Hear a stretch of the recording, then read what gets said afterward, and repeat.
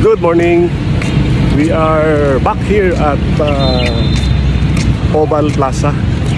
Kay dito may ganiya sa sports complex, siradong gate. So naiga-set up dito, so nai-activity. I'm sure nai-activity karon dito. Karong hapon siguro. So as usual, bisag diri kami na lang gyapon nabilin. It's already 7:50. Taas ng adlaw. Actually, ni-arrive ni ganyan diri mga 6:40 to eh. Just our usual 1 hour walking routine. So just keep on walking.